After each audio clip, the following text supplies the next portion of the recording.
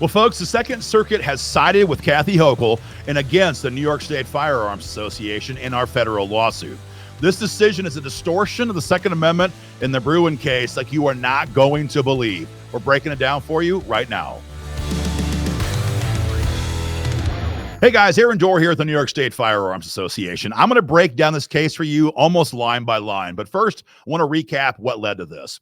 September of 2023, so 25 months ago, New York State begins to require background checks on ammo sales at the point of sale. So small mom and pop gun shops, run-ins, hardware stores, Walmarts, you name it, they all have to background check us each time we go to buy a box of ammo. Now, side note, rabbit trail, it's just kind of odd, right? Because no one's actually stopping violent criminals here in New York State. If they get arrested at all in our cities, they have no bail requirements. If they're ever convicted of anything, they get like 14 seconds in jail. But no, in Kathy Hochul's New York, you and we're the problems. We have to be background checked every single time we go to buy ammo. These checks we maintain are totally unconstitutional. For one, they give Hochul an inventory of every round of ammo that we buy. Second point in this lawsuit is that it requires us to pay a fee to exercise a constitutional right, the fee imposed by the background check. So we sued Hochul the exact same day the law took effect, September of 2023. When we filed the main lawsuit, we also filed for a preliminary injunction, a PI motion to be short. The PI motion asks the court to block the enforcement of the law while we make our way through the actual merits of the lawsuit. The plaintiffs in this case are State Senator George Borrello. He is one of the best. He is the best on gun rights in the Senate. We have Assemblyman David DiPietro. He's the best on gun rights in the Assembly. We have William Ortman, a longtime NYSFA member from Western New York State, and myself. District Court in this case, District Court judge in Rochester, sided immediately with Kathy Hochul. It was almost comical. He didn't even want to hear from us. No oral arguments. Give me a written pleading. I'm going to stamp it, side with Kathy Hochul, move on. That wasn't a surprise. We have to get through District Court to get to Circuit Court. So finally, 18 months after we filed the actual lawsuit, we have oral arguments in Manhattan, March of this year, so 6-7 months ago, asking the court to grant the PI motion and block the enforcement of this law. The court came back a couple days ago with their decision and struck down our request for a PI motion. But it's critical here to note, this is in regards to the PI motion, not the actual lawsuit. More on that in a few minutes. Now, as we also all know, the Supreme Court case from 2022, the Bruen case, established a new criteria for gun rights cases, the idea of historical analog. The government needs to show historical examples of similar gun control laws on the books when the Second Amendment was ratified to justify current gun control laws. Now, there are no examples of ammo registration in the late 1700s, so it should be an open and shut case, right? Wrong. At least in the mind of the Second Circuit, wrong. They denied our request, and here's a couple quotes you should hear from the court.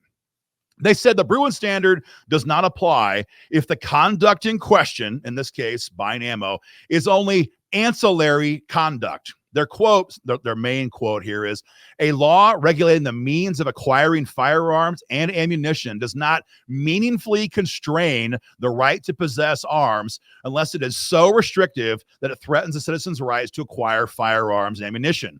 Mere inconveniences, they say, do not constitute such a threat. In other words, we can't even apply to use the Bruen standard because, according to this court, this ammo registration and the system being down, all the crap we have to deal with is a mere inconvenience.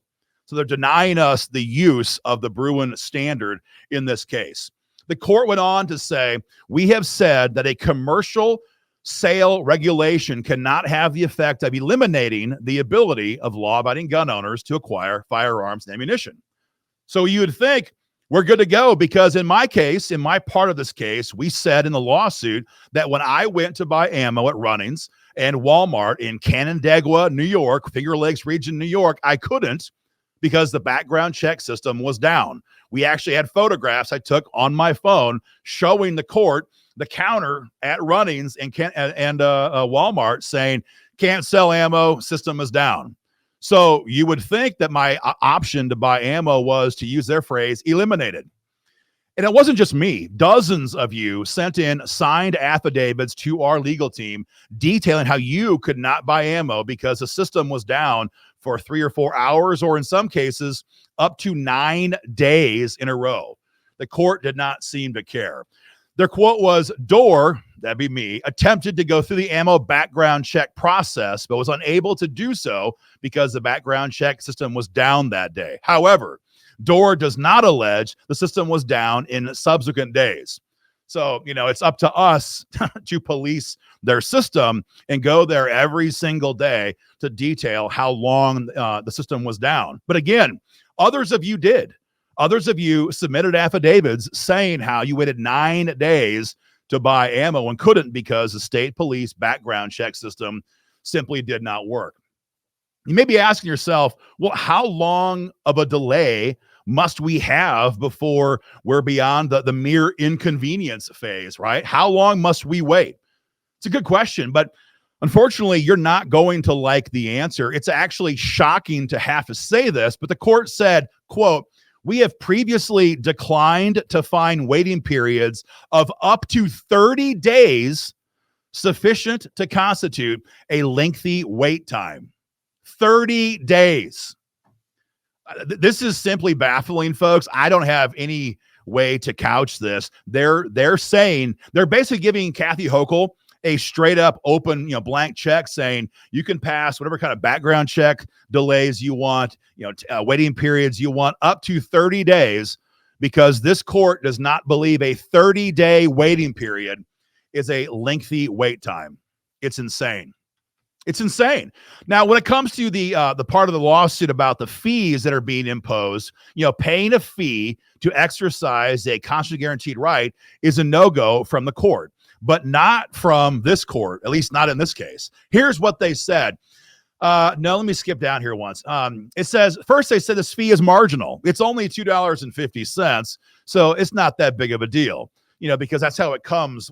That's how it goes when it comes to our rights. If it's a marginal infringement, no big deal, right? Ridiculous. But second, and here's the nasty part, the fee isn't directly imposed on you and me. It's technically imposed on the seller.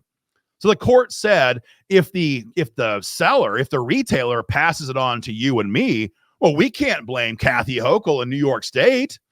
It's devious logic. Their exact quote is, a seller's discretionary decision to pass that fee to the purchaser cannot be attributed as government action. It's crazy. They continue to say, a fee imposed on the retailer is certainly constitutional vis-a-vis the purchaser if the retailer does not pass the fee on to the purchaser. So this is exactly what we saw during COVID, right? The government would put pressure on business to inflict and enforce their will on the population. Same thing here. Hochul passes this ridiculous law. There's a fee imposed to buy ammo each time, but because the state is forcing the business to pass that fee on to us, they're off the hook, at least in the mind of the Second Circuit Court of Appeals. So we should blame Runnings, I guess. Blame Walmart. Blame the mom and pop gun shop in your community. It's their fault, the court says, for passing that fee on to us. And if this makes these mom and pop gun shops close up and leave New York State, they can't afford to eat these fees, oh well, right? This is juvenile logic from a court that should know better. Should absolutely know better. A different portion of our lawsuit dealt with the licensing provision itself, how the requirements to buy ammo constraints are at keep and bear arms. The court disagreed, and their quotes here were perhaps even more wild than the previous quotes. They said, we do not interpret the plain text of the Second Amendment to guarantee the freestanding right to sell firearms, let alone to do so without a license or registration process with state authorities. Accordingly, they continue, the proposed course of conduct to sell ammo without registering with the state police is not conduct covered by the Second Amendment's plain text. I'll break that down for you. They're saying that the idea of free men and women buying ammo from other free men and women is not a constitutionally guaranteed protected right at all. It's absolutely insane because, well, New York has had this procedure in place for 2 years on ammo sales and on guns for a long time. The bulk of America allows private citizens to sell firearms and ammo amongst themselves with no checks. With no checks. It's called private sales. This circuit court does not believe that right should exist anywhere. Now, you may be asking yourself, what about the Ninth Circuit's Road v. Bonta case from, a month and a half ago, where they struck down California's ammo registration law? A very similar law. Doesn't that have some bearing here? It's a good question. And we raised this with a supplemental filing with the court when that case was handed down in the Ninth Circuit. We were actually amicus in that case because we knew that the parallels between the law in California and New York were very clear and obvious. We wanted to be involved in that case, and we were. And so, again, in the Ninth Circuit, they have struck down this law just a couple weeks ago. Yeah, maybe it was a month and a half ago. However, in New York State, the Second Circuit disagreed viciously with the Ninth Circuit. They slammed their fellow judges on that circuit and concluded that the system in California basically never worked. And so that was a more meaningful delay. Ergo, there's no application here in New York State. You should read the quotes. They spent about 2.5 pages just slamming the Ninth Circuit, they said, for getting their opinion wrong. So on every part of this lawsuit and PI motion, the court is disagreeing with us, and we believe the Bruen decision, and we believe with the Constitution. It is a mere inconvenience, they say, to wait for 30 days to buy firearms or ammunition. Until we get past a 30-day delay, this court apparently has no intentions to intervene. So the obvious question then is, where do we go from here? Well, folks, first of all, this is kind of the quick take reaction from the decision from a couple of days ago. We're going to have a much more deliberative conversation with our plaintiffs, our legal team, and others to decide where to go from here. But it is important to note this was a decision about the PI motion. It was not a decision on the actual merits of the case. So we have the option now to begin the bench trial phase in Rochester, where, of course, we'll lose because that judge has made it very clear we would lose. We could then appeal to the Second Circuit and have an actual merits-based trial, or appeal rather, at that level. And then from there, if they rule against us again on the merits versus the PI motion, we could then appeal to the United States Supreme Court. That would be, in my opinion, at least a 24-month process, possibly as much as 36 months. They make this slow, and they make it very expensive to make it harder for organizations like us to file these cases in the first place. So, folks, that's where things are right now. I would say on some level, it's very, very disappointing. No question about that. On the other hand, it's somewhat expected. This court has been extremely fickle when it comes to gun rights cases. Very, very fickle. Sometimes they get it right, like in the case of social media checks on a pistol permit application. Sometimes, like in this case, the court gets it very, very wrong. What I want to say is this: if we don't continue fighting, Hochul wins.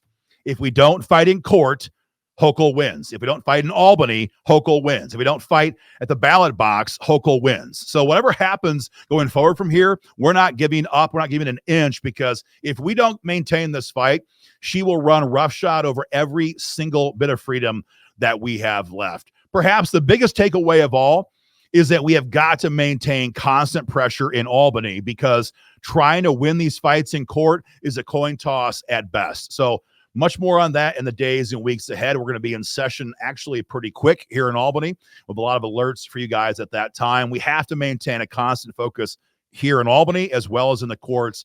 With your help, we'll keep doing that. More to come, guys. Thank you very much for all your time and your support. We'll keep you all informed. Stay free.